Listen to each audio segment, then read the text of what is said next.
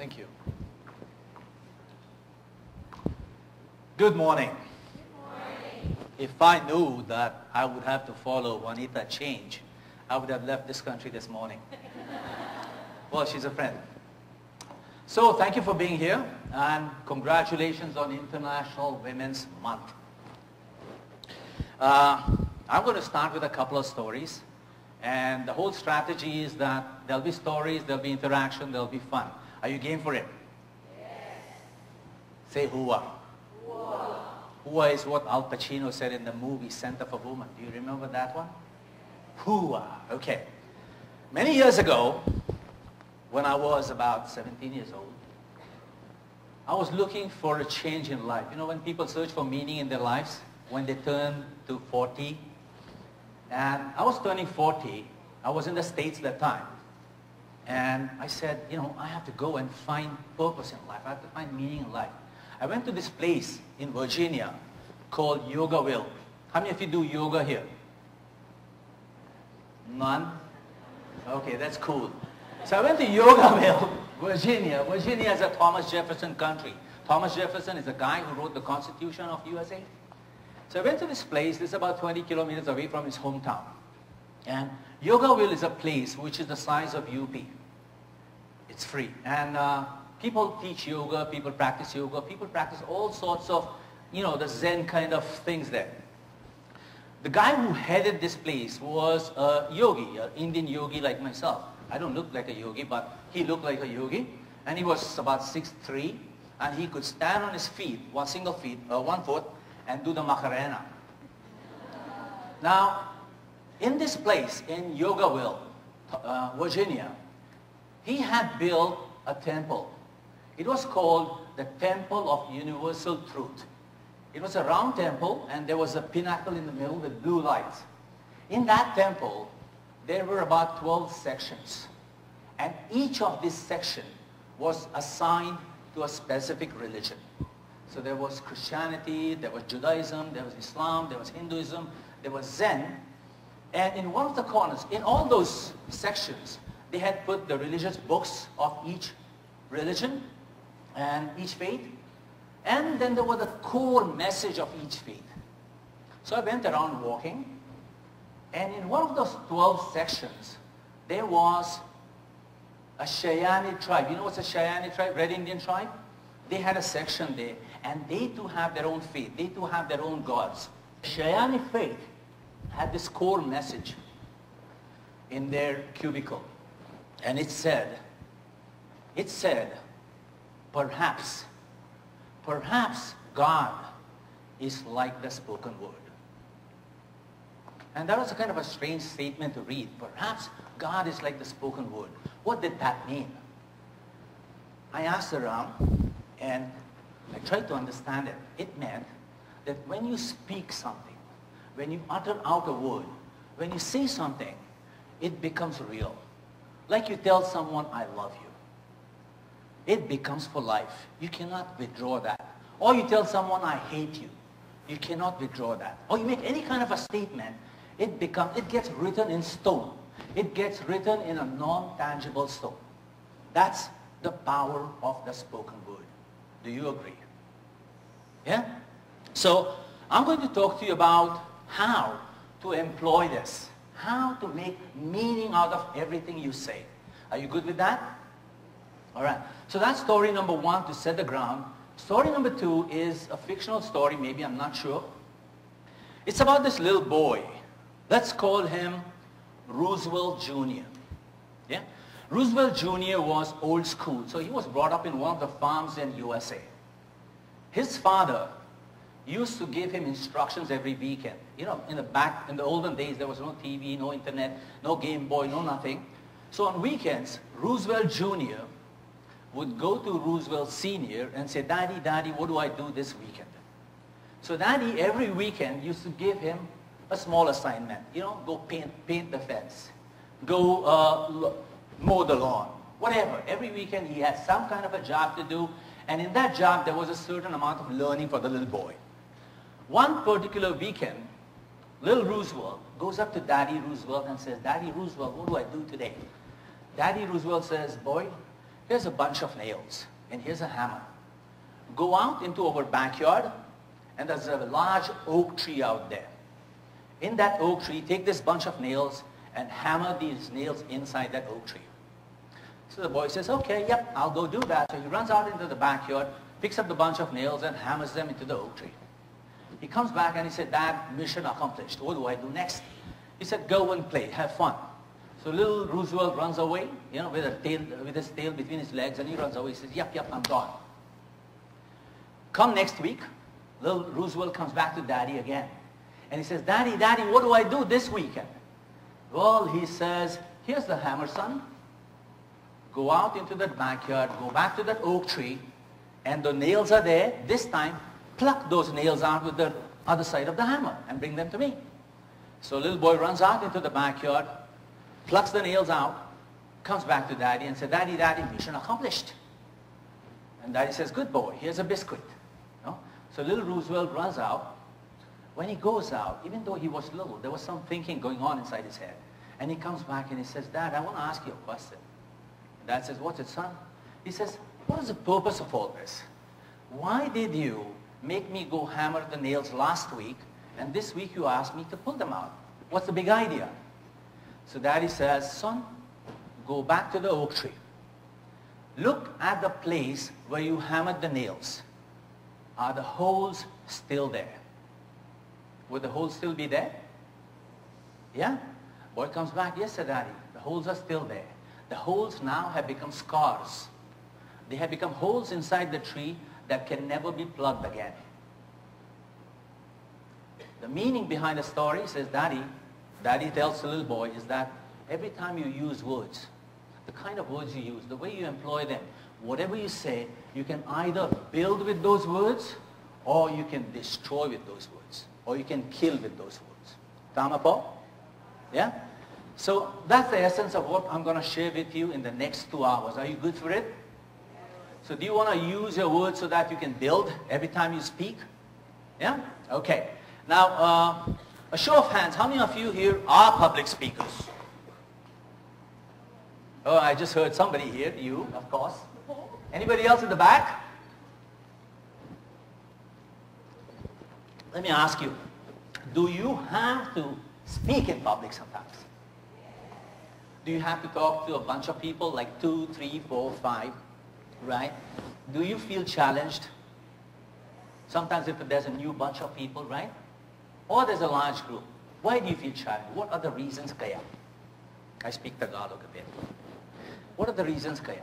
Why do people feel afraid of speaking to a large group, or even not a very large group? What could be the reasons? It's dark in the back. It's dark in the back, so you can say something. It's okay. You feel exposed. You feel naked. Yeah, that's correct. That's one of the reasons. What's the other thing? Self-confidence is missing. All right. Anything else? Don't look at my notes yet. Don't do that. I'll tell you about the notes. Number 1, you feel that what you know or what you can do, what your abilities are, not good enough. Does that happen to you? You feel that maybe I'm from Bombay. Maybe I'm from Bicol. Maybe I'm from Cabanatuan. Maybe I'm not that great. I'm not good for Manila. Does that happen to you? I went to a low-end school. There was no English in that school. Do you feel that? Every time you go up, maybe you go, I've had bad experiences. When I was a kid and I used to sing, my daddy used to whack me. My mom used to kick me in the butt every time I spoke up or told a story. You have traumatic experiences. Tama? Yeah, bad memories of things that happened. I don't want to speak. I went up on stage one time and man, I was a disaster. I cannot do that again. Yeah? 3, I'm really not good enough. I'm just an ordinary person. I'm just a guy. I'm just a girl. Oh, I'm just a gay, whatever. You know, I'm just that. Yeah? Don't you feel that? Now, all these things put together, whatever your worries in life are, if you really think about them, what Kaya stops us? This is what stops us. 2 things. Number 1, self-consciousness. I feel exposed. That's the first thing. People do not want to expose themselves. Because here, right here in this room, I'm exposed. There's bright lights on me. and there's 400 pairs of beautiful eyes on me. That's exposure. Yeah? That's one. The other thing is people think that, hey, maybe I'm too good for this. Maybe I'm too old, maybe I'm too rich, maybe I'm too successful. I don't want to fail in that. I don't want to go up and make a fool of myself. These are the reasons why people do not express themselves well.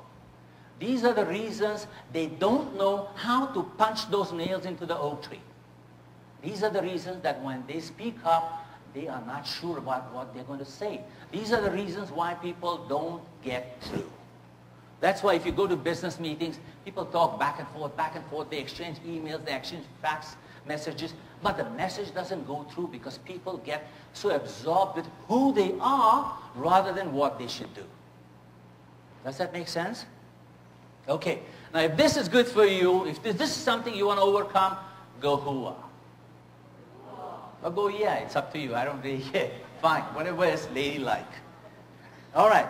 What I'm going to do, I'm going to give you 7 powerful reasons, 7 powerful principles, which if you imbibe in your interactions, whether it's a small group interaction or a large group interaction, if you think about them, if you imbibe them, you will be able to change the world. Public speaking is not just about being great up here. It's about creating positive, constructive change. My paner, one is a change. Together we work with a group called the Association of Appreciative Inquiry. Both of us, we change the world to a much more beautiful and a brighter day. That's what we do. Is she still here? She's gone probably. She's outside, becoming normal.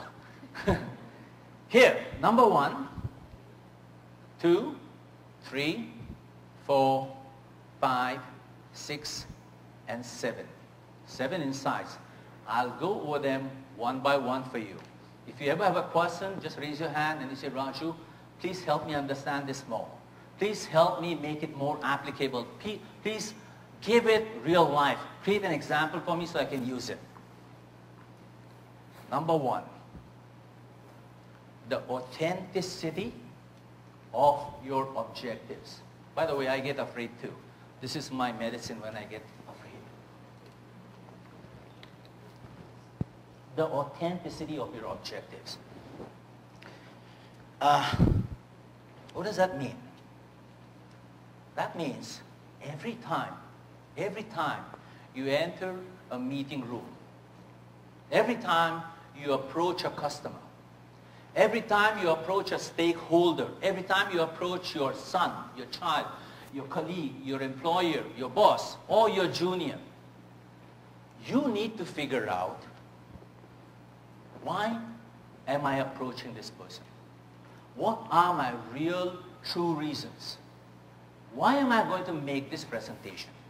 Why am I qualified? Why was I chosen? Why do I have to go there and say what I'm supposed to say?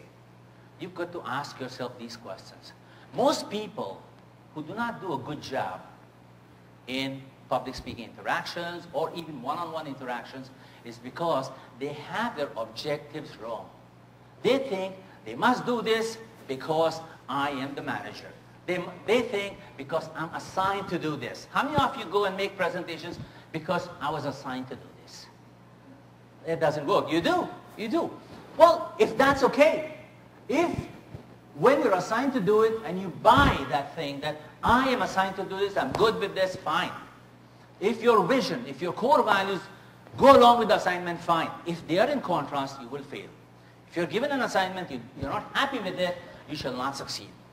So, intense honesty to self, from self, about needs of self, about needs of the corporation, about needs of the community, about needs of the country, towards and for others. You need to get crystal clear about why I'm going to do this and what will make me succeed.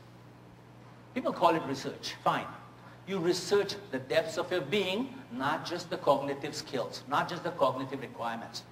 Are you with me? Yeah? So the questions, you sit down. You have a quiet moment, you sit down and ask these questions to yourself. Number 1, why am I doing this exactly, precisely? Don't fool yourself. You fool yourself, you're out. Am I doing this for money? Great. If that's a valid reason, if that's the All reason, fine. But if you think you're just doing it for money, it's a very shallow reason, you shall not succeed. Think about that. Am I doing this because I want to look good? Am I doing this so that I can make the other person not look good? Yeah? Am I doing this so that I get a few notches on my performance? That's still a shallow reason. Your reason must be focused outwards, towards the benefit and good of others, or for adding value to others.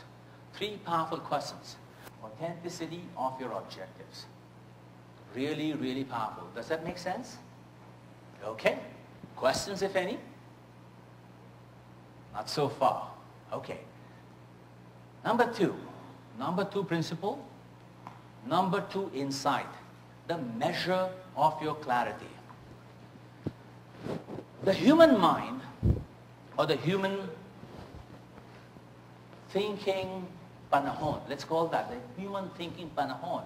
It's like MTV. It's like fireworks. Every single time you sit down, every single time you go to a meeting, you have so many things on your mind. Yeah?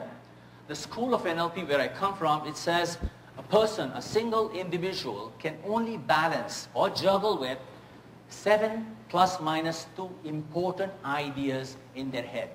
What does that mean? That means that when I get up in the morning, the moment I open my eyes, I think. I say, do I need to have coffee? Do I need to have tea?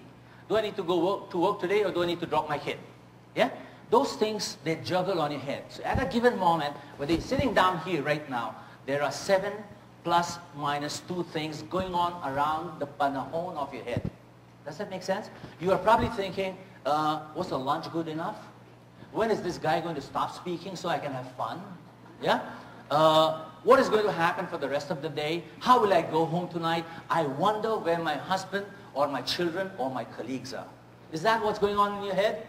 I need a break. I need to go to the girls' room. Are you thinking that? These are 7 plus minus 2 things that surround your panahon. This is true of everyone, not just of you, even CEOs. Now, when there are more than 7 things, it's chaotic. You're under stress. Yeah? When you get a phone call, you're answering a text message, you're watching TV at the same time, you are going crazy. But when there are less than 7, like 5 things, you're probably on the beach, relaxing, having fun, doing yoga, doing meditation. Less stress. The measure of your clarity. Now, what does this mean? That means if I am going to speak to you, I need to be clear enough, concise enough, sharp enough to be able to cut through the chaos that exists around our heads. Anytime I go into a business meeting, I just first sit down and try to observe the person. Is he cool? Is he relaxed? Is he not stressed? Is he worried about the phone call, the text message, the thing on his monitor? If there's so much going on around him, you cannot have a conversation with him. Are you with me? Therefore, we need to structure. Therefore, we need to manage the stage. All public speakers, whether it be Obama, whether it be Era, whether it be Pinoy, or even if it was Manny Pangilinan, they have a structure.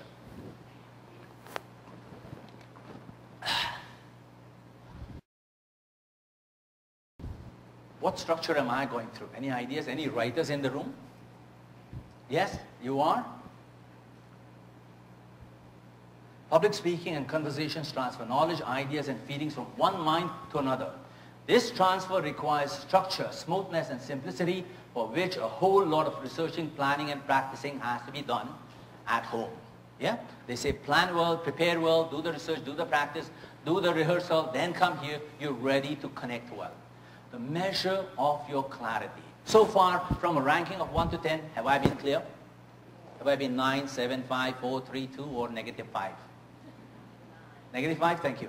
I like that. The measure of your clarity. Now, writers, speakers, even people in the media nowadays blog, they employ techniques. This is one of the techniques. This is one of the substructures. What does this mean? Opinion, rationale, example, opinion. By the way, the handouts and the presentation, they match. So you can take notes once in a while. Opinion, rationale, example, opinion. This is the structure that debaters use. So if you debated in school or high school or college, this is what you did. This is what you employed. Every time you take a stand, you say, I am for the RH bill. Yeah, that's an opinion. The moment you make that statement, that I am for the RH bill, you need to justify your stand. Diba? Bakit? The question that goes through your head is, bakit? Why? The rationale answers that. Once you answer that, it still doesn't become real for people. You have to cite an example. You have to cite a living story so that people can visualize it. Not just understand it in their left brain, but be able to see it through their right brain. So you have to cite an example. So the first structure is opinion, rationale, example, and opinion one more time. Why one more time? Because repetition creates impact. See, when you open with something, you substantiate your reason for it, you cite an example, then you hammer it back in. So it's a close. Every public speaking structure has a big generic structure called open, body, close. Like in a movie, titles, the main movie, the story, and then the climax. Everything has that basic structure, open, body, close.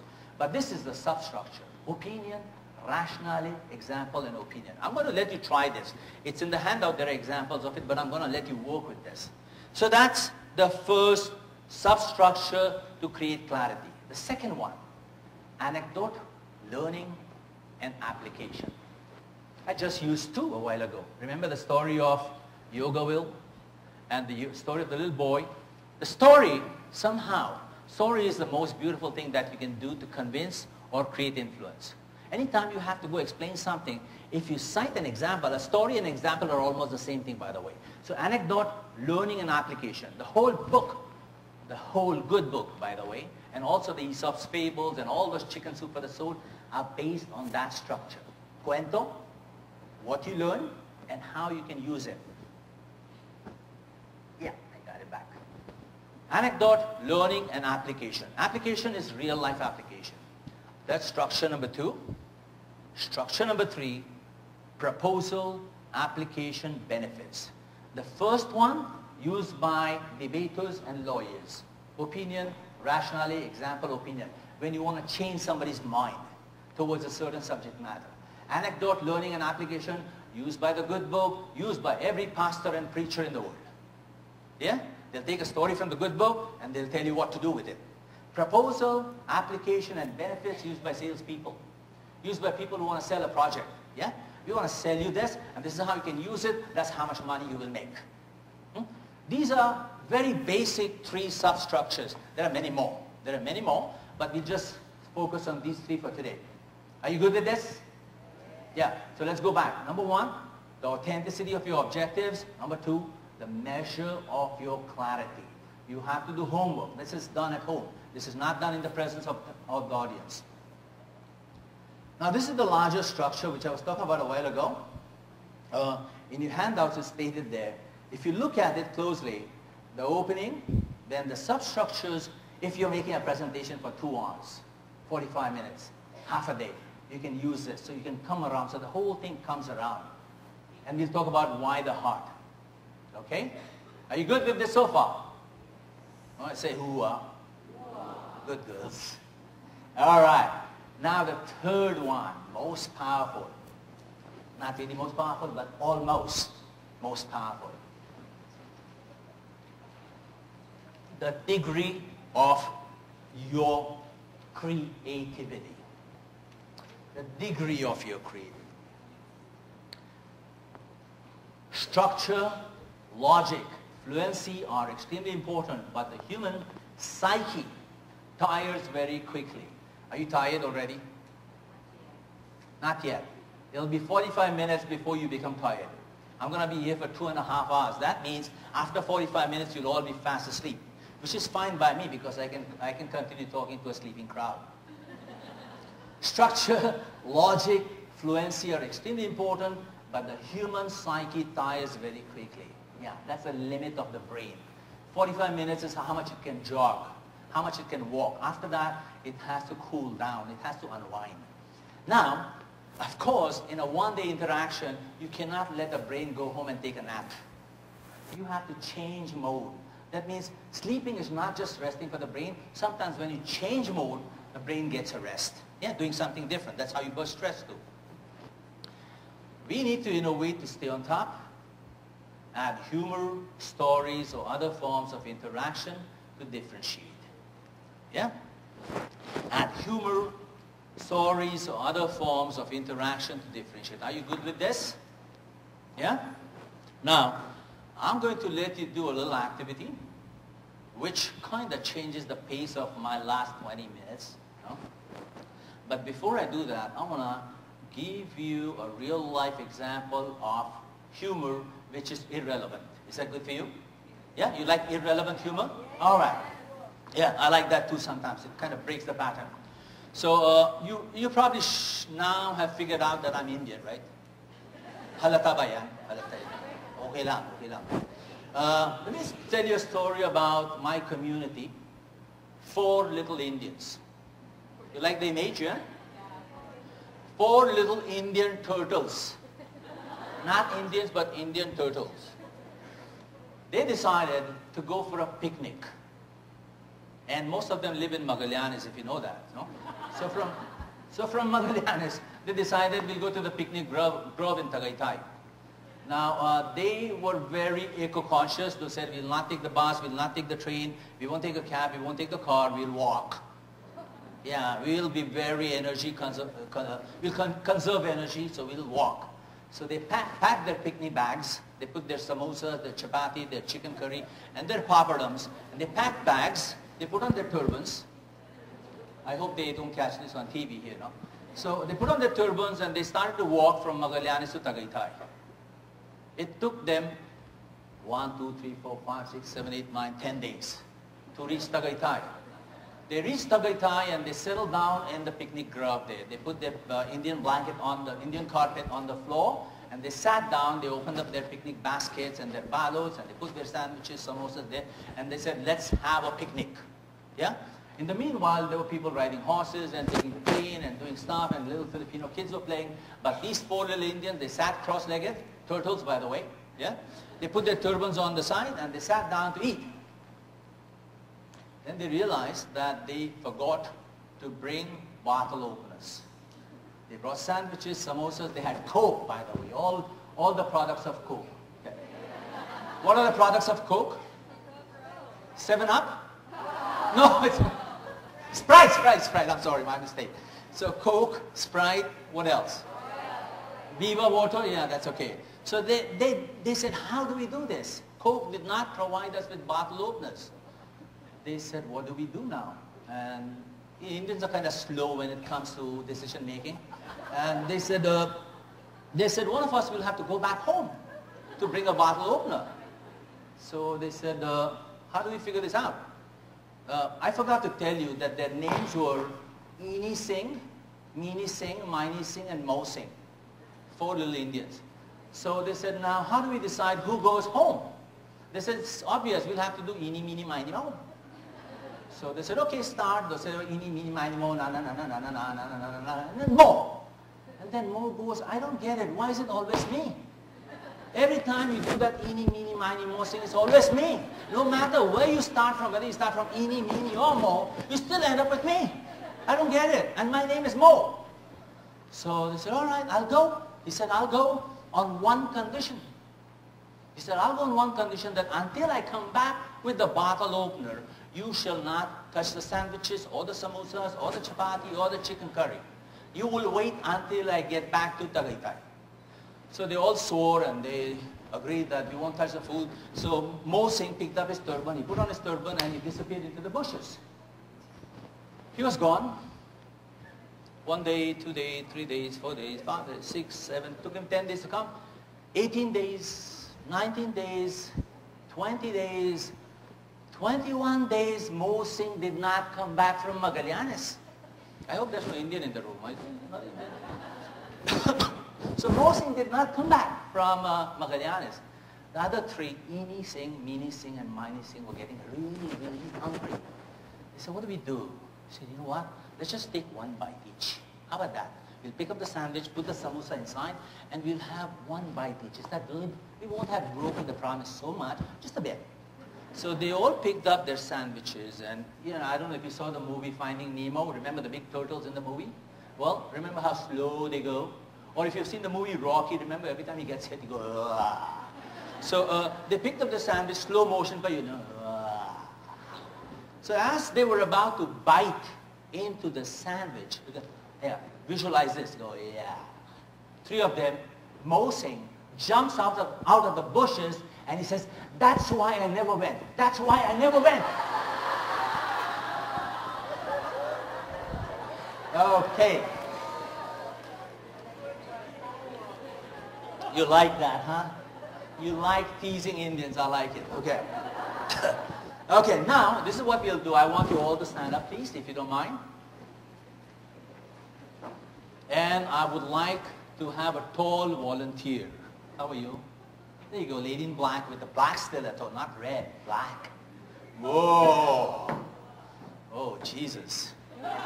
So thank you very much, and sit down for a while, but remember your group. All right. Okay, I have questions now from you. By the way,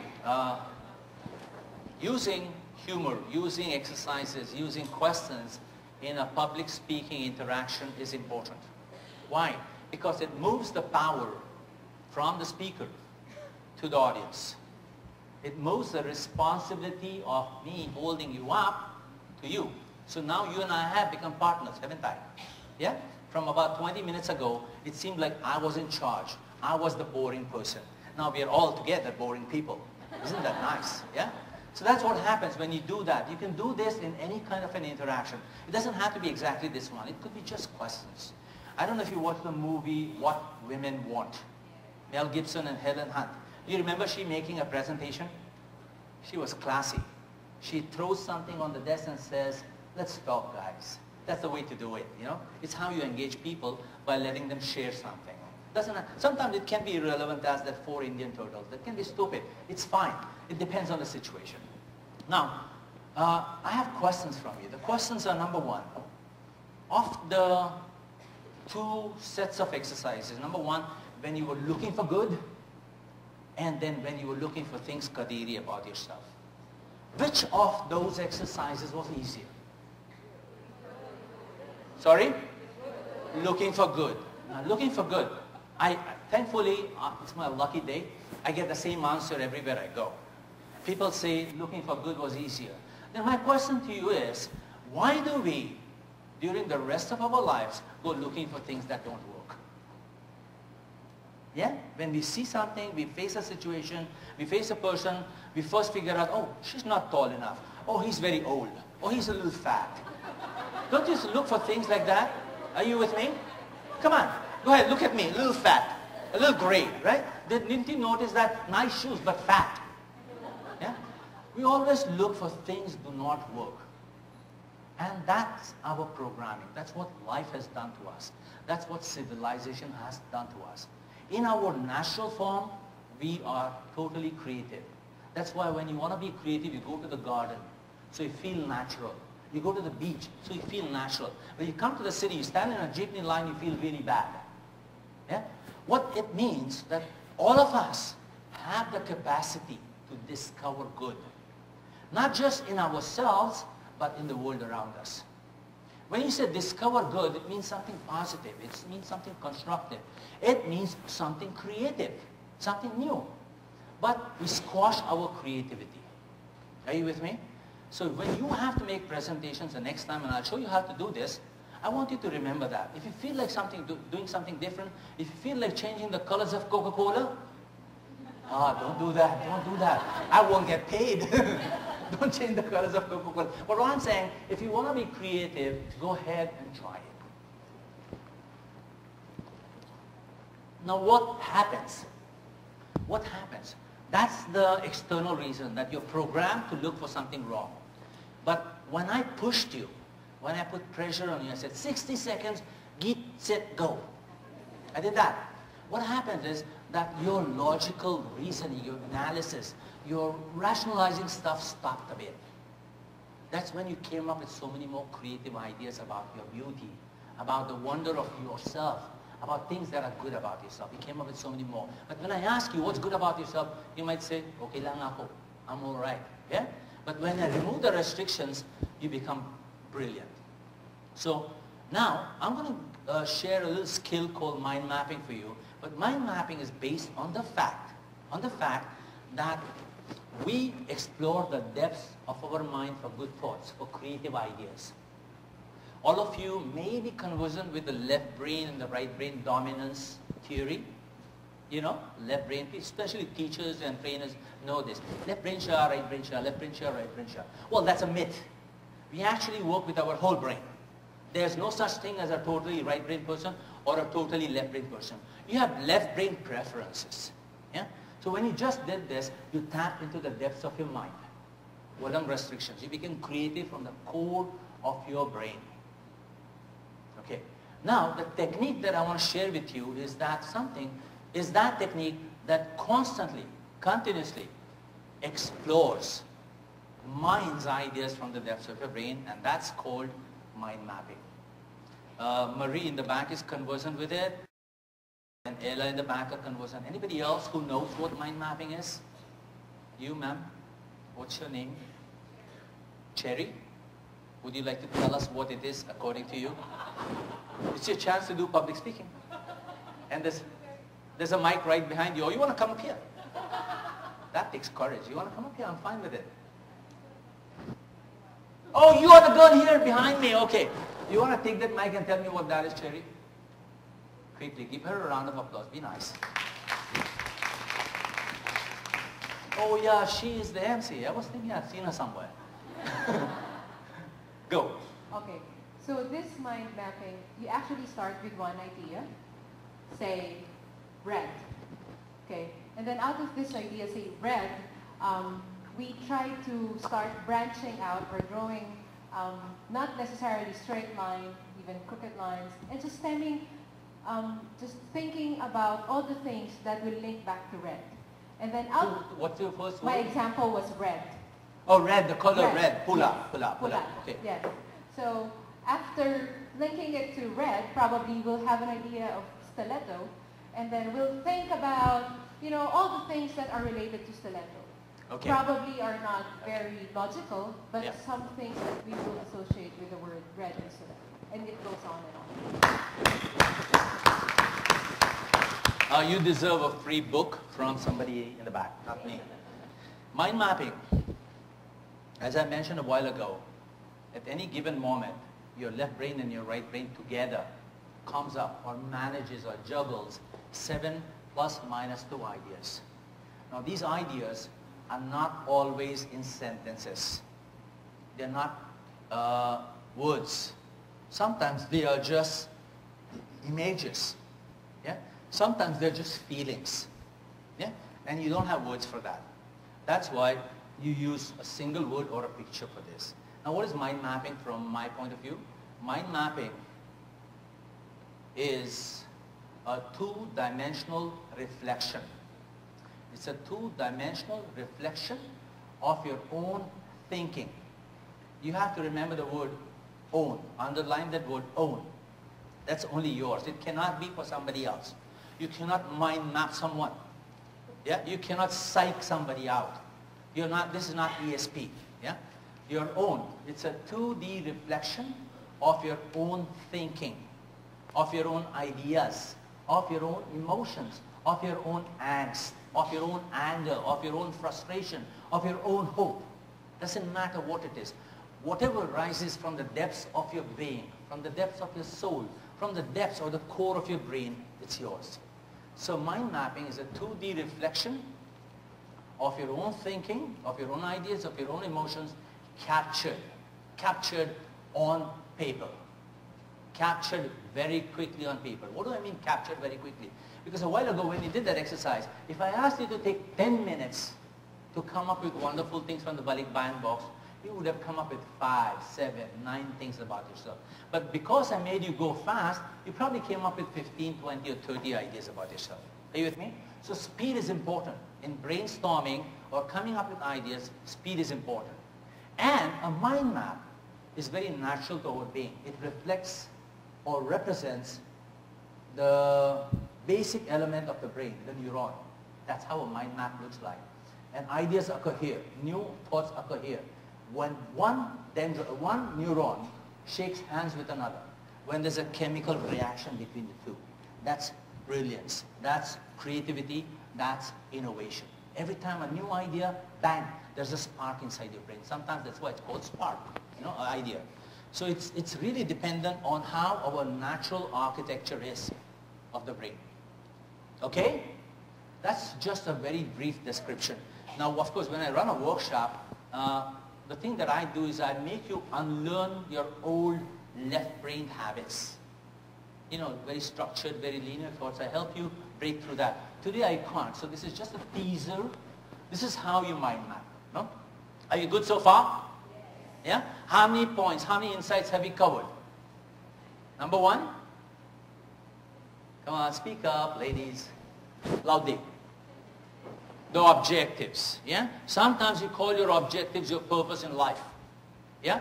Sometimes I would like to call this presentation purpose-driven presentations too. Yeah? Purpose in life. Second? Structure. Clarity. Number three? Creativity. That means explode with ideas. So now this is a mind map. This is how it looks. Cherry was right. You take a central image, a core idea, something that you want to think about critically and something you want to think about creative at the same time. There are only two modes of thinking. People think critically or creatively. Yeah? But when you do that, you're combining both forms of thinking. So here's how you do it. Yeah? Number one, you take your handout. There's an image of a mind map in there. In the handout, there are blank pages. Yeah? You found a blank page? Grab your red or blue ball pen. Don't do anything yet. Let me finish giving you the instructions, because even though this is a teaser, I want to transfer the skill to you so that you have a good understanding of what this is all about. All right. Ready? You got your blank paper? Turn it around. Instead of holding it like a portrait, hold it lateral, the flat side up. Let me tell you why. Because when you will think fast, as you did a while ago, you will want to write down fast. And if you run out of paper, you will not be able to write out fast. Okay. Now, Cherry suggested the color red. We think about the color red and we'll go with Cherry. Yeah? What I want you to do, if color red is not your favorite color, which shouldn't be because you have Coca-Cola, you should think red and white and black. Yeah? Even 45 years ago it was red, blue, white and black. Even Bill, what's his name, the comedian? Bill, the black guy? Huh? Bill Clinton, sorry? Oh my God, not that Bill. The comedian, the Cosby, yeah, Cosby talked about it, the big red vans in the US. Okay, so if you want to think about the color red, fine. If that's your favorite color. If it's not, oh my God, you're in trouble. Pick any color. Orange is good. Yeah. Is that a flavor in Coca-Cola? Okay, good. Okay. So if you want to take orange, take orange. Now, everything that comes to your mind about the word red or orange, write down. One word at a time, not a sentence. Do not go left brain. Do not create thought. Because you're not talking to anyone. You are brainstorming by yourself. You don't have to explain it to me yet. Okay? So this is how we do it. Number one, idea. Anything that comes up, you write as fast as you can. You draw a line, write the word. Draw a line, write the word. Draw a line, write the word. Draw a line, write the word. Draw a line, write the word. Now you have only two, red and blue. Doesn't matter. So instead of 6 colors, you do only 2 colors. But be really, really fast. Okay? So you may draw a rose if you want. It represents the color red. Or you could draw blood. Or you could draw a bottle of Coke. That's fine too. No? And go fast on this, as fast as you can. And I'll let you have 5 minutes. How's that? Yeah? Think about the color red for 5 minutes so I can walk through and check what you're doing. And Sheila and Ella and Marie, can you help me around? Are you there in the back? Can you raise your hand? Sheila? Sheila's there. Marie? Where's Marie? Oh, there. And Ella, are you still here? Ella's gone? Ella's gone? Okay. Ready? On your marks, I'll just walk through and you have 5 minutes to think about the color red. Your end product, your end output should look something like this. Like this one, yeah. Okay, here I come. Fast, really fast. Speed is important. If you make an error, don't worry about it. Cool. No straight lines, Savini Cherry. Savini Cherry, curved lines. Curves are important. Curves are sexy, like the color red.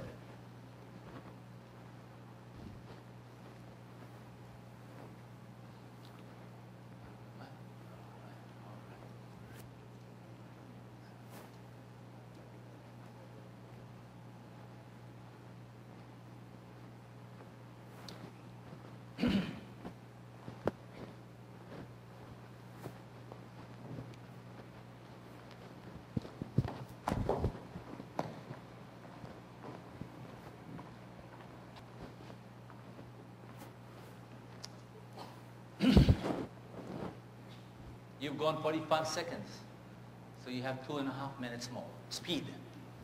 Don't rationalize. Hold your left brain. Put it on a leash.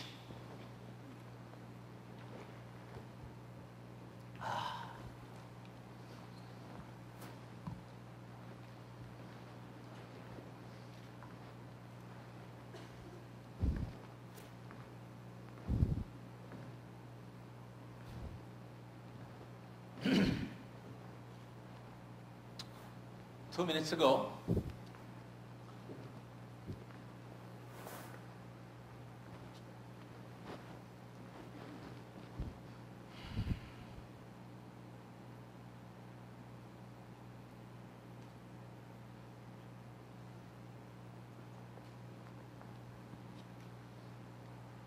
"75 seconds ago, 2, and stop. Okay, give yourself a round of applause. Good, good. You know what you did? You stopped yourself from becoming too rational. You stopped yourself. It was really a struggle, wasn't it? What am I doing? This is pointless. What's coming next? Yeah? I've been there. It's like getting into a different medium. It's like getting into water out of air. It's really tough for the first time. But later on, you become used to it, you become really good with it. Here is my mind map for today's workshop. I can give this to you if you want it later. You realize that I went through what I've planned to do. Okay, step 2. Whatever you've done, you probably have 5, 7, 9, 11, 15, 20 ideas on your paper, thoughts. Yeah, you captured them. Now what I want you to do, I want you to turn around to the person next to you, or the person behind you, one partner, and just express what is on your paper. Remember, mind mapping is your own. Now, when you transfer, you talk to the person, ito ang sulat ko, ito ang ginawa ko. Yeah? Please turn around to the person next to you and share what you have just quickly done.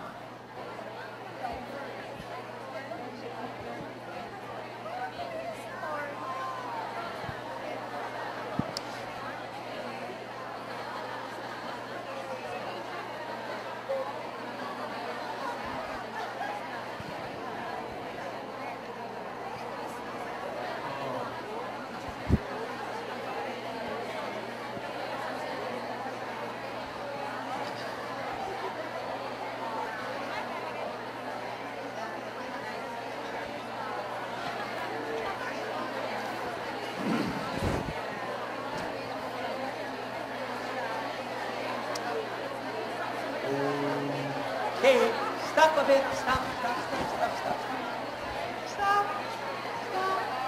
In a jeepney, you go talk, right? Stop, mama, para, stop, pause. Pause for a minute, pause. We'll do this, we'll continue this, hang on. Let me explain what's going on. What you first did was explore the depths of your mind for a simple subject matter called red or orange. Then look at you how expressive you became. Yeah, look at you, so noisy. Because suddenly you captured your ideas on a very simple subject matter.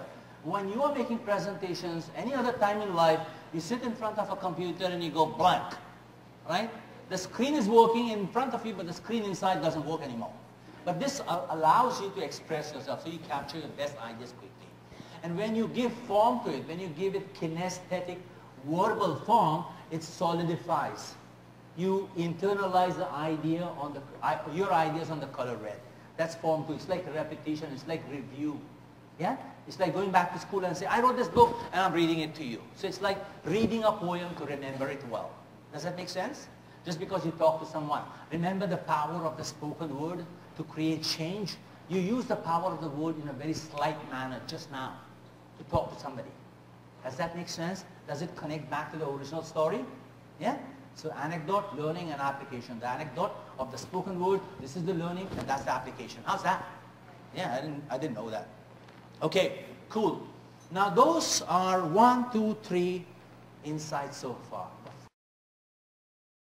The fourth insight for powerful public speaking. Call this the heights of your conscientiousness. The heights of your diligence. The heights of your being, in Tagalog they call it meticuloso. Am I right? How do you pronounce that? Am I right? Good, my Tagalog is improving over here. No? The heights of your conscientiousness. That means after you've done research on your objectives, after you have structured your ideas, after you have become creative about what you're going to do, no? Public speaking event, any event, for me, is a physical activity. It's a combat sport. You really have to prepare for it in every manner. Several years ago, when I was not yet a trainer, a coach, and a speaker, I attended a conference by a guy called Ron Kaufman. Heard of him from Singapore? Customer service. And I loved seminars and conventions in those days. So there was this convention called Achievers something, and there was Ron Kaufman, there was the former Secretary of State of USA, the black guy, Powell, Colonel Powell, he was here. There were 5 or 6 speakers, and the next day, day 2 of the conference, I went in early. You know, I'm a conference addict. I went in at 7:30 in the morning, and I was the first one. I thought I'll get the early bird regalo. I go to the boys' room. I come to this room here, I sit down, just where Cherry is, because I want to absorb everything. So there was this guy in jeans and t-shirt, a white man, very small, 5'3". He was walking around, he was fixing the wires, he was preparing a stage, he was putting the water down, and he was checking the mic and everything. And I saw him work, and I was thinking, how come there's a white guy working in Extra Shangri-La? I went to the boys' room, and he was there the next minute. And I said, man, what kind of a job you have? You fly all the way from the US to just fix wires? And he goes, man, another $1, another day. Yeah, that's the job, it's so boring. So we did a high five, we talked about the speaker, and we came back. 9 o'clock, I was back on my chair. The first speaker was announced, Ron Kaufman. And guess who comes out? The boy in maong and zapatos, in chinelas. He comes out and he's wearing a suit like this. Well, this is not so expensive. His was much more expensive. And he looks at me and he goes, yeah, I'm the speaker, man. The point there is that as a speaker, you are the leader. You are the person in charge. As a coach, once you take charge, once you create the change, ikaw ang bahala. Yeah? You have to be answerable for everything. In my case, like today, I came in here. Of course, I sent my girl in advance, and then I talked to Bart, thespian out there, who's looking after my performance somewhere there. So if not, you have to be responsible. That's the heights of your conscientiousness. And this is a suggestion. I usually like my room to be set up like this, if it's a small room, even a large room. Why is this a good suggestion? Because sound travels in circles. Here I am in this room. It's a long room. Sound travels out there, but it's not as effective as it is up here. Does that make sense? People in the back, do you kind of miss me there? You miss me because sound travels in circles. I do not have kinesthetic connection with you. I have kinesthetic connection with people I can see. I have eye contact. So that's why when you put a room like that, it's possible to have eye contact with many more people. So that's a suggestion. So you take care of it. Now, does that make sense so far? We have 4 insights. Now here's what we will do. play one more game. The mind map you just did, drop that mind map. Go to another second blank page. Pick another blank page. In your workbook or on your chair, there are quotes, idioms. Do you see them? There are 10 quotes on every chair. I hope so. Let me check. Oh, they're on, right? Yeah, sayings, idioms, you know. There you go. There are 30 pala. 19. Okay, 30 is good. Yeah? Now look at them. Look at them. Choose the one you like the most. Choose the one you like the most and convert that statement into a single image. If it says, make money when the sun shines, convert that statement into an image. Draw sun and draw a peso sign in that. Yeah, that represents, that's an icon for what you're going to think. Are you with me? So pick any one, convert it into a central image very quickly. And then one more time, start thinking about it really fast. Now this time you focus outwards. That means you think about your 4 partners and you say, money, make hay while the sun shines. If that's my statement, I need to convince Cherry. Yeah? Now you have an objective. You have a customer. You have an audience. You have a market to sell your product to, to sell your ideas to. So now you generate ideas really, really fast about that statement you choose to be able to express it to someone. Are you with me? Yeah? Ready? Game? Any doubts in the back? Clear in the back? Do I need to repeat myself? Yes? I heard yes. Okay, here's what you do one more time. Blank sheet of paper. A while ago you did red or orange, right? Now this time of the 30 quotes, pick the one you like the most. Just read through them. Pick one and say, I like this one. Convert that statement, because a statement is somebody else's thought. A statement could be, can you read one, Cherry? Is there one that you like? Yeah.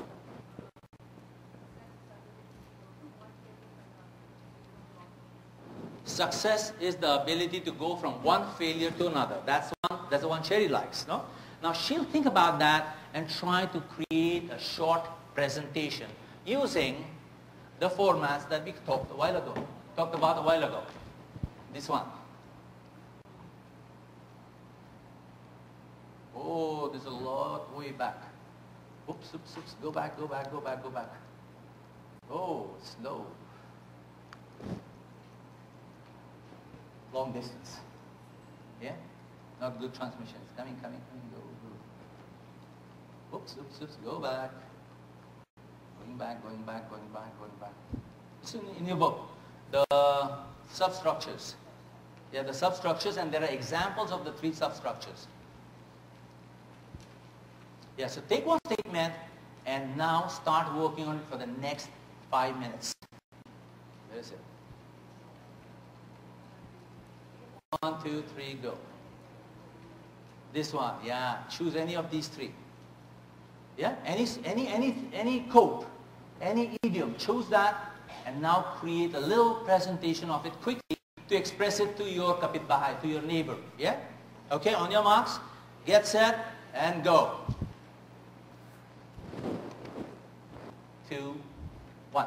Okay. Stop. Now what you have done, even though it was a subject matter you hadn't thought about before, you didn't know about it, you liked it, so there was an emotional appeal towards the subject matter.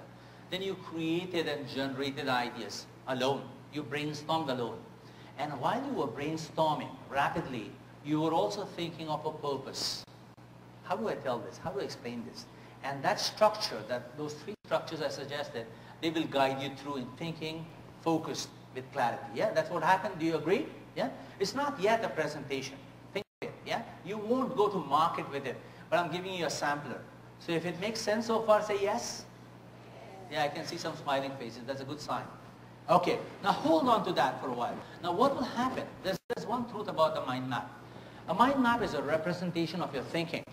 So you won't stop thinking about it even though I've told you to stop thinking. Is that right? You still think about it. A mind map never ends, by the way. That's why you take white paper so that you can keep on thinking about it until it's time to present. Are you with me? Like you, Jerry. If you were going to doing MC, you're probably going through the, you probably went through the script last 2 days. Yeah, I should say this, I should say this, I should pause here, I should call that. So that's thinking. It goes on non-stop. In fact, right now, she's still thinking what she will say next after she comes back here. Gotcha? Yeah. Okay. Now, those are 4 insights. The 5th insight is assuming that you have now done your homework. You prepared your presentation. You have decided what you're going to talk about. Then you come to the stage. Then you come to the room. Then you come to the meeting room and you need to talk. Now the amazing thing about life is that our thoughts are in a constant flux. They're always changing, right? When you go into a room, things change. Like 2 days ago, when I was supposed to make this presentation, I thought that you'd all be sitting on dining tables. That's true. When I saw the picture, I said, oops, they're not sitting on dining tables. When I came here, I was thinking, man, they're all going to be men and women. Then I realized, oh, they're not. So things change. I'm kidding about the last one. That's not true.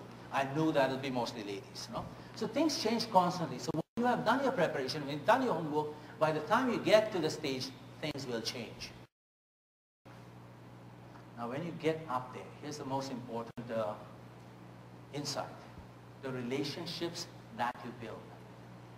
Call that rapport. Call that building trust. Call that getting acquainted with your audience. Why do you need to do that? Because even though you have done your homework, even though you have done all your preparations, the person across you has a different set of perspectives. Yeah? They have a different set of expectations. Right? So you need to adjust to that. You need to go and find out what they want, what they're looking towards, where they come from, what their background is, what their experience in life is. The relationships that you build. Long before and right before, the kind of rapport and endearment you build will help you speak with ease and comfort since you will be talking to friends. Many years ago, I was called by a Rotary Club to come and give a talk. And they called me up. They said, hey, Raju, we understand that you're a speaker. Can you come and speak in Rotary Club? And I go, all right, sure. Then he goes, what do you talk about? I said, I talk about talking. He said, no, what's your speech about? I said, my speech is about speaking. So his brain kind of started working. He said, what kind of speech is that? You speak about speaking. Anyway, he said, come on, never mind, it's Rotary. Anyway, nobody pays you to Rotary. So I went out. And in the Rotary Club somewhere in Quezon City, there were about 50 members, ladies and men in their late 50s. I go in, I had no subject matter, no topic, no theme. And they had invited me, they had no idea what I'd be talking about. I go and I arrive at the venue 30 minutes before time. I go and shake hands with people. I understand where they're coming from, what their background is, what their needs are, what their frustrations are, what their angst is, what their hopes are. And most of them were like, well settled. They had their properties, they had their businesses. So they were looking for new ideas in their life, for their life. So I went up and I spoke. I spoke about things that I had heard from them. Their hopes, their expectations, their needs, their past, their future. It was so beautiful. They said, how did you know what to talk about? I said, hey, I did the needs analysis 30 minutes before. Does that make sense? And I copied it like that, and we had a great conversation for 30 minutes. We talked about being sexy at 50, being sexy at 60, and they all loved it. Just like that, random topic. So that's what you do. You build relationships because it becomes easy to talk. So that's insight number 5. The relationships that you build, you call rapport building. Now here's a story. This is a beautiful story. I don't know if you've seen this movie. How many of you know this movie? Horse Whisperer. Do you remember that scene there? You know the story. The story is about a rogue horse. A horse that has become angry at life. Yeah? This little girl fell down from the horse. There was an accident. Somebody died. And the horse became an angry horse. So they called this guy. They called this guy and they say, you can heal the spirit of this horse. He calls himself the Horse Whisperer, not the horse trainer. It's a beautiful movie. And there's that scene in that movie where the horse Doesn't let people come close to him. Horse whisperer goes and sits far away from him and watches him every day. Just sits far away, does nothing, says nothing, doesn't approach the horse. The horse eventually looks up. He realizes that the person sitting yards across from me has good intentions for me. He's trying to understand who I am. He's trying to understand my troubles. The horse realizes that. And eventually, the horse does walk over to the horse whisperer. Yeah? And the horse is healed, and so is the relationship of the horse and the girl healed. Now, the last one, second to the last one, the emotions behind your voice. If you're a true driver, a change catalyst, then the intensity of your passion will be felt through even though you may be challenged with words, language or knowledge. What does that mean? Sometimes you don't know the subject matter. You're not good with it. Yeah? You don't have enough words to express what's going on in your mind. Does that happen? Yeah? You're looking for words. You're searching for words to say. But if you put your whole body into it, if you put your expression and emotion into it, people will read you through. They will understand what you want to express. This is really powerful. Two stories, and I'll tell you one more story which is very relevant to you.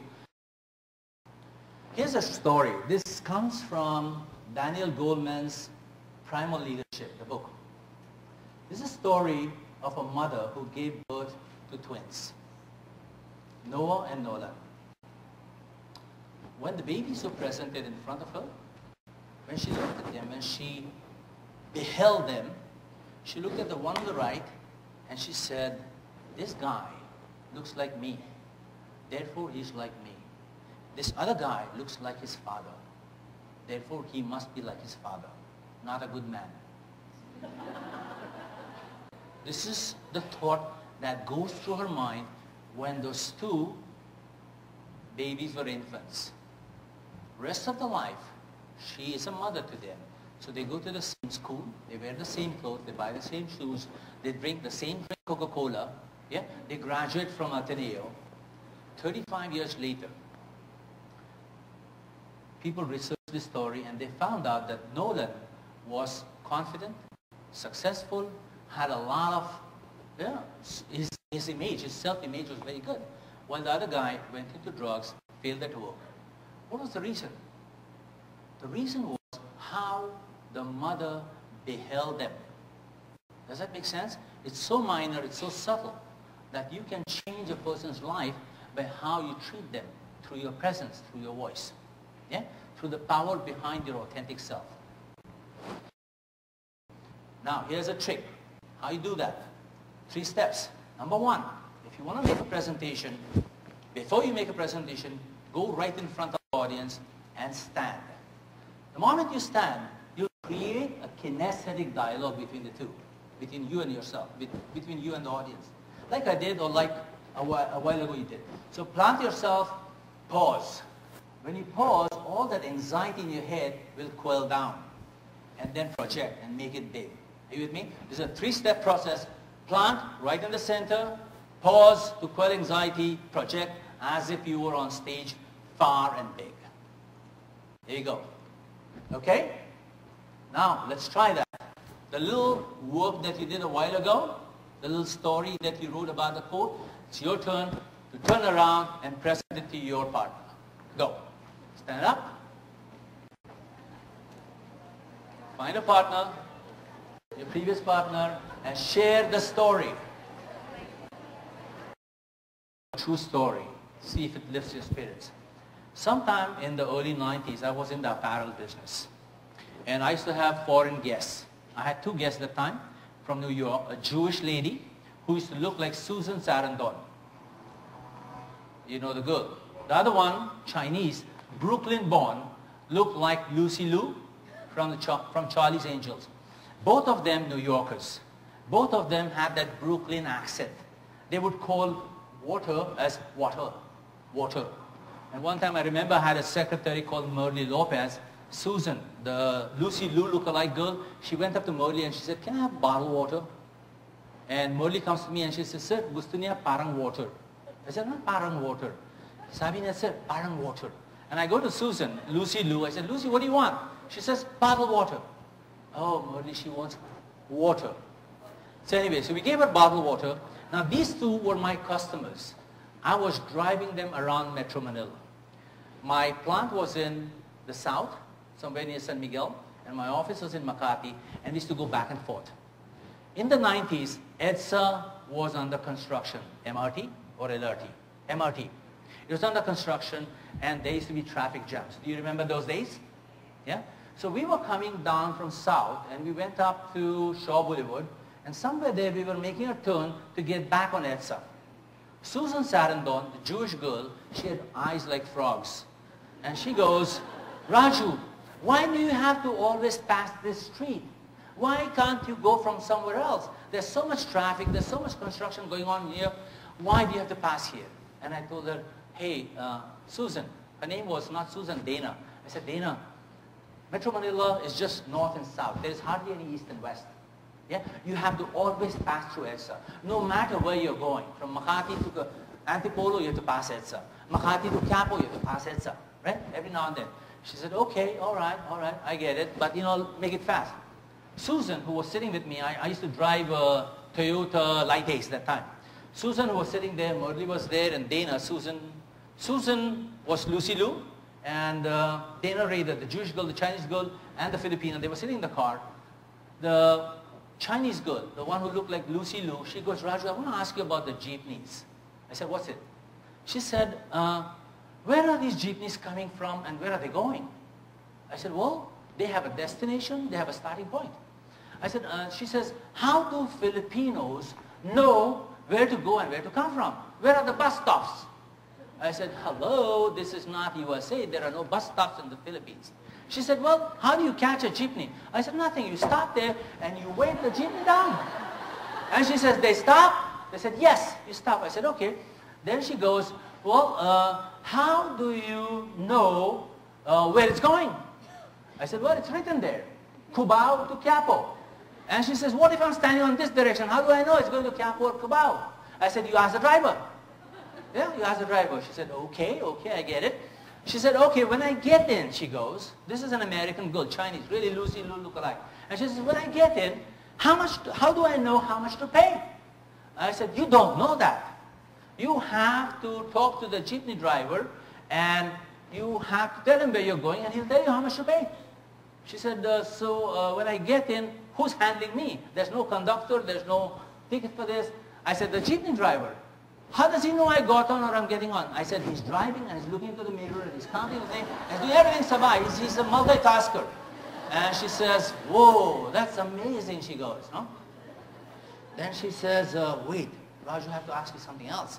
And this is the most crucial question she asked me. She said, Raju, all those Filipinos sitting inside the jeepneys, yeah? This is a powerful question. She asked me a lot of stupid questions. No? This was the stupidest.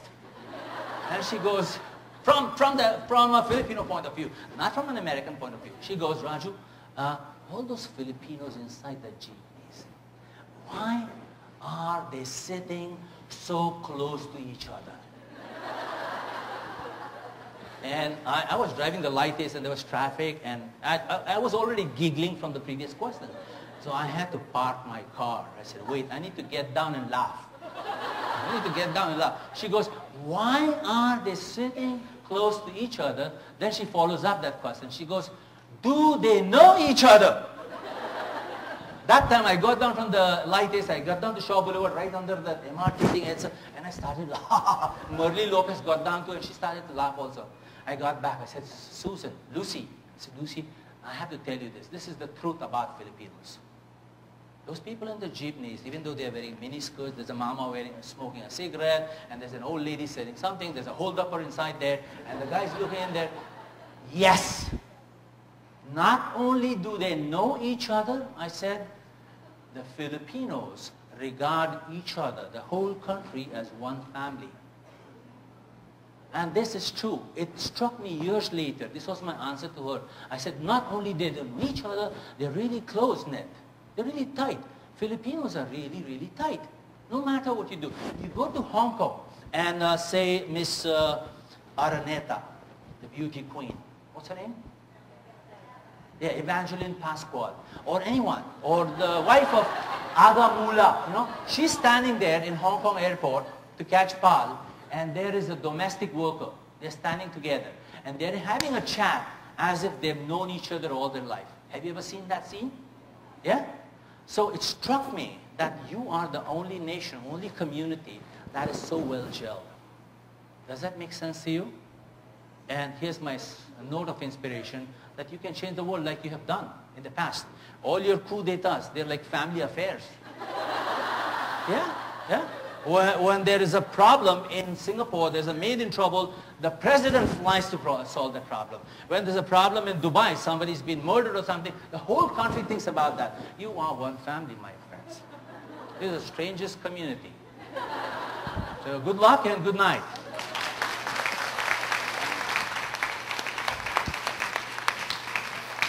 Do you know each other? Of course you do. Salamat.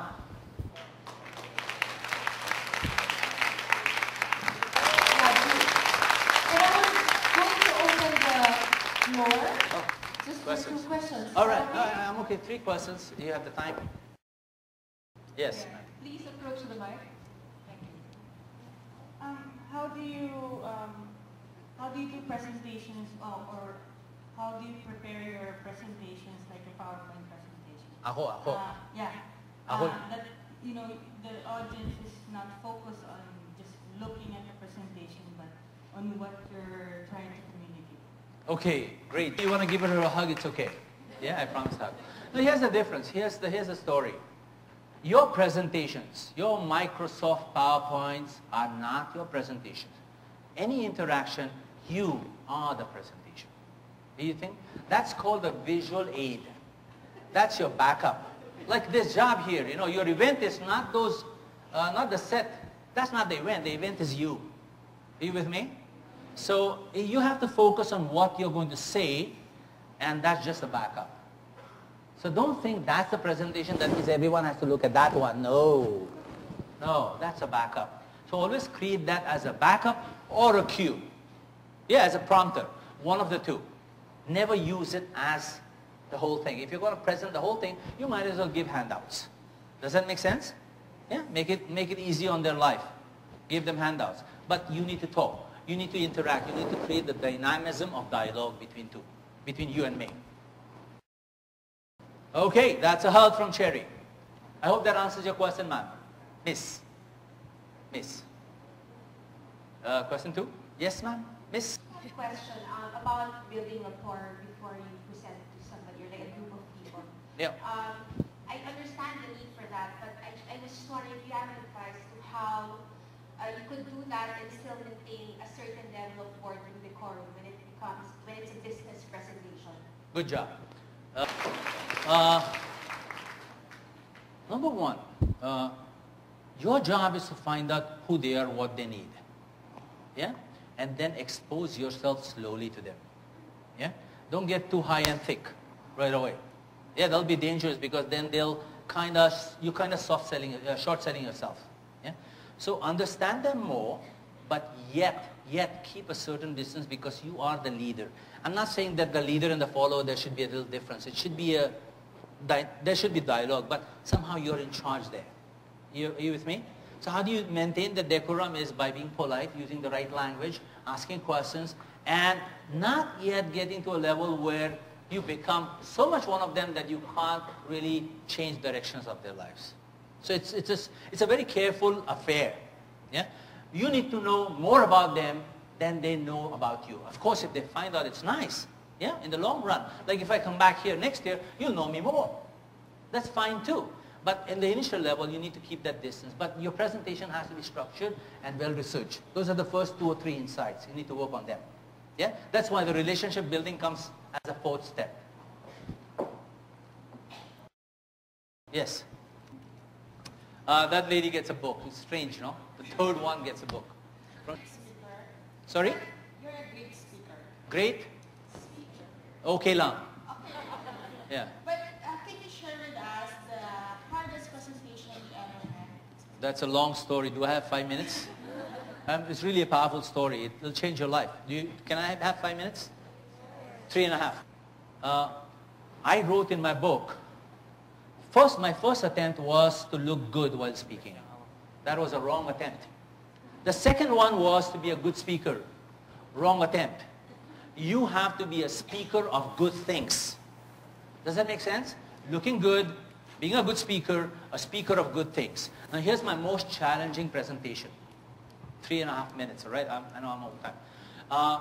5 years ago, Jesse Robredo of Bicol, Naga, when he was a mayor, now he's the ombudsman or whatever, no? He invited me to come and speak to, he was having a public private partnership dialogue, and he said, Raju, come and talk. And he said, please come and inspire my entrepreneurs there. And I said, sure. How much are you going to pay? What's etc. Wala naman. Yeah, konti lang. So I went there hoping to see at least 300 to 400 people. I took the bus. They didn't even provide for airfare or whatever.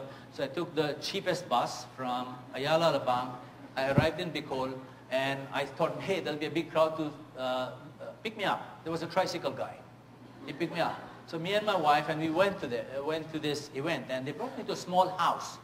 And I was looking, there'll be a banner, Speaker Raju Mandhyan's coming, you know, and blah, blah, blah, 400 people. So they brought me to a house. I said, what, this is a pit stop? Do we have to rest here? He said, no, this is the speaking venue. And so I said, okay, the house must be big inside. So they take me to the back room, to the kitchen. And the kitchen, I think, was the size of this stairway, no? Twice as that. And they said, the boy who brought me on a tricycle, he said, Raju, you have to speak here. I said, great, I'm one of the best speakers in the country, and I get to speak on a kitchen. The challenging part here, amazing thing, no? Is now I said, how many people will come into this room? 30, 40, 20? 7 people came into the room. 7 people into that room. All of them in their 70s.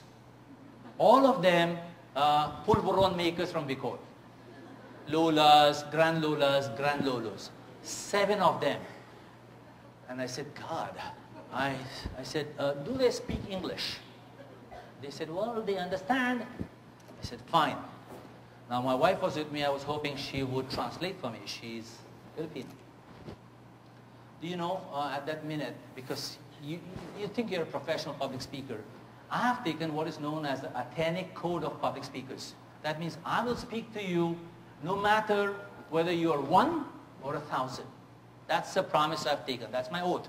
That's my oath. So I remember that oath. I said 7 people, pulburon makers, all in their 70s, and they understand English. So I let that Athenic Code surface from my being. I said, Raju, you're going to add value. Your objective is authentic. You're going to add value to their lives, whether you came by bus, took a tricycle, or are being paid for it or not. I spoke for 90 minutes, believe it or not, in Tagalog, about branding, packaging, about how to hire more employees, how to create a marketing plan. 90 minutes in Tagalog. I had asked my wife to translate, and she stood there for 90 minutes. She said, when and how did you learn Tagalog? I said, just now. This is true. This is true. So that is a great story. It is a true story. It really happened. I am proud of that. Does that make sense to you? I am really proud of that. You get a book. Oh, by the way, there's the addendum there. Then Jesse brought me the next day. There were about 200 people. Yeah? And then they bought books from me on utang. I have to still collect payment for those books. It's been 7 years. 5 years. Yeah, I still have to collect. If Jesse, you're listening, you owe me money. So good night. Salamat. Thank you very much.